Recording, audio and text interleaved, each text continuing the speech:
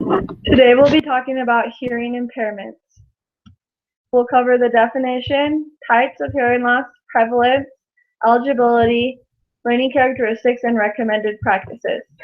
The definition of hearing impairments is defined by IDEA as an impairment in hearing, whether permanent or fluctuating, that adversely affects a child's educational performance but is not included under the definition of deafness.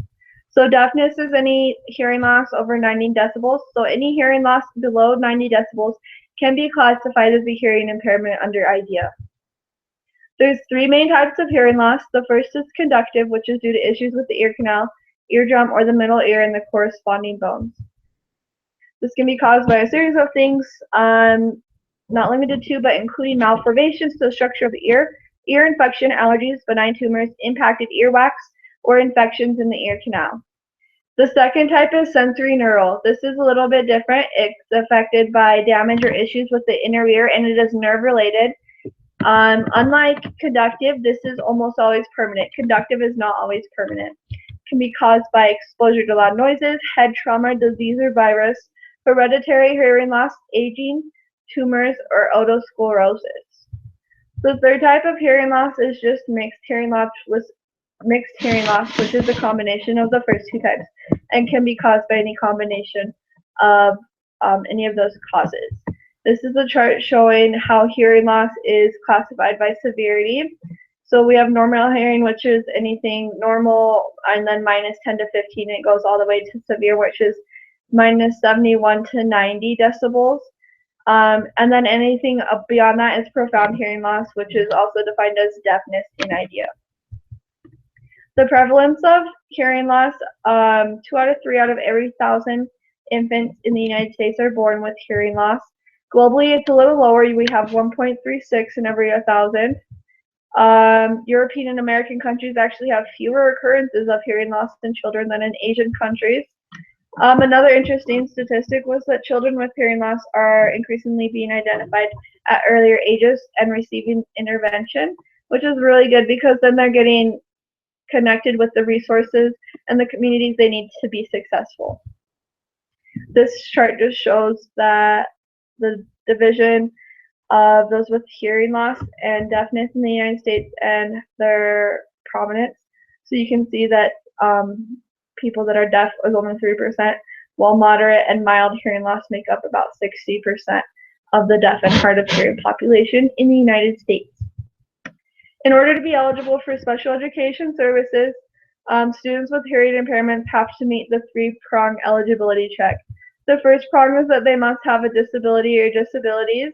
Their disability here would be a hearing impairment. This can be discovered or diagnosed in a couple of ways. One is from infancy, which is with otoacoustic emissions tests, or the auditory brainstem responses, which just test different things in the newborns to see if their hearing is at normal ranges.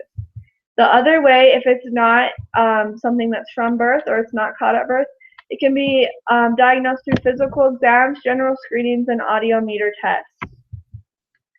The second prong is that their disability, so their hearing impairment, has to adversely affect their educational performance. If they're doing okay in school, they would not be eligible for special education services. And their needs cannot be being met through just general education with accommodations. They need to show a need for something more than that. And then this discrepancy analysis is part of the three-prong eligibility check. This just gives a little guideline to say what does it mean by adversely affecting.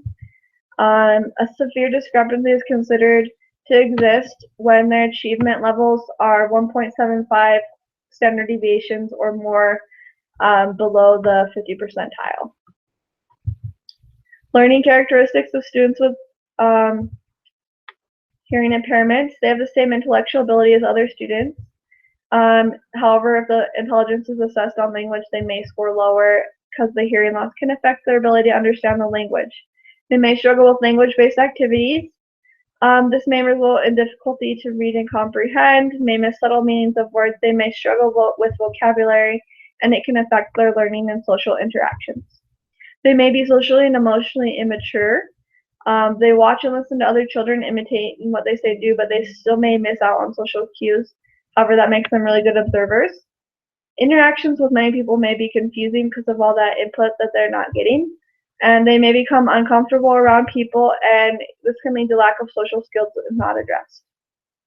Recommended practices, we've picked some pretty basic ones that can be implemented pretty easily in classrooms. One is to face the class so that if the student is a speech reader, they can read the lips. Another is using a smart board if possible. Staying in one location so your voice isn't traveling and getting dispersed. Additionally, have the student near you so that they have the full force of your voice.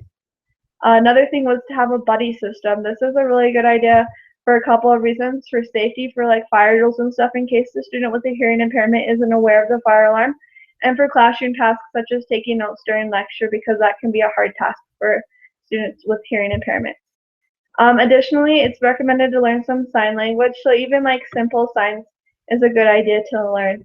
One example is learning to sign line up. Line up. Your hands show a long line of people. You can line up this way, or you can line up this way. Line up. This is good because it gives them another cue. It also can help them feel included, especially if they know sign language.